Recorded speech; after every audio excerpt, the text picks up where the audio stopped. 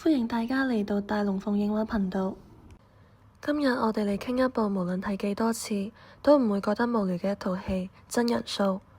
我哋嚟睇睇 Truman Burbank 係點從一個生活美滿幸福、無憂無慮嘅保險 sales， 慢慢一步步發現，原來自己成世嘅生活都只不過係一場24小時不間斷嘅大型真人 show。但係呢部電影就遠遠唔止係一個關於逃離家長嘅故事，佢更加似係一塊鏡，令到我哋喺睇完之後反問返自己：如果 Truman 嘅生活係由佢嘅導演精心安排嘅，咁我哋嘅人生又係邊個嚟主導呢？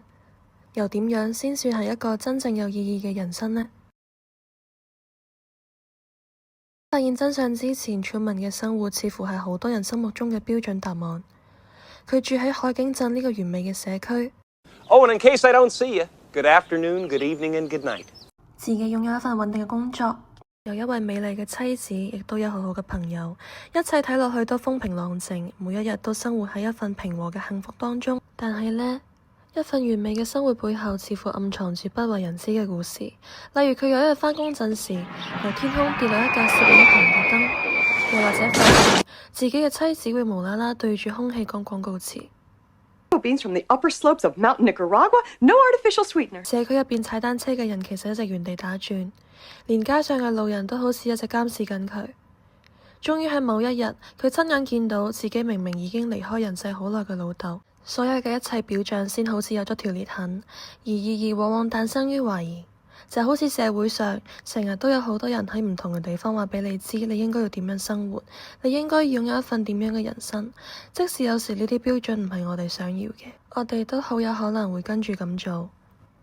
但係當我哋開始對循規蹈矩嘅生活感覺到不適，當我哋嘅內心開始出現一個與現實大相徑庭，但又極度真實嘅渴望時，呢一趟尋找自我意義嘅旅程先至真正開始。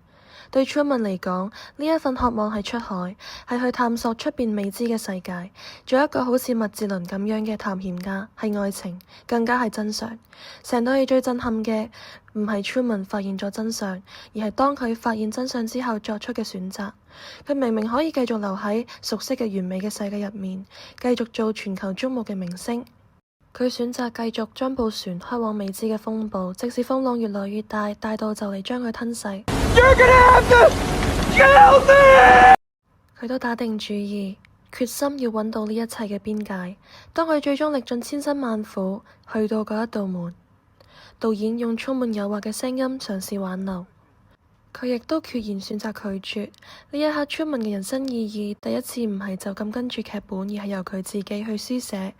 有時候人生嘅意義不在於你得到咗一個幾咁完美嘅答案，而在於你擁有選擇自己想要嘅生活嘅權利，而且擁有為自己嘅選擇承擔後果嘅勇氣。You want another slice? No, I'm okay. Truman 嘅故事結束咗，但我哋嘅問題未結束。我哋生活嘅世界冇劇本呢回事，但同樣充滿咗好多唔同嘅期望。所以點樣嘅人生先至算係有意義呢？真人 show 俾我哋嘅答案可能係：當你開始認真思考嗰啲習以為常嘅理所當然，當你選擇聽從自己內心真實嘅諗法同埋渴望，而且可以鼓起勇氣為自己作出真實嘅揀擇，推開屬於你自己嗰一道門嘅時候，無論道門後邊係乜，呢一個追尋同埋選擇嘅過程本身都係意義。其實呢一個問題同我哋人生一樣，係冇標準答案，但我哋相信真正有意義嘅人生，一定唔係一個俾人 set 好一切嘅完美結局，而係一場屬於你自己嘅真實冒險。你今日有冇準備好推開邊一道門呢？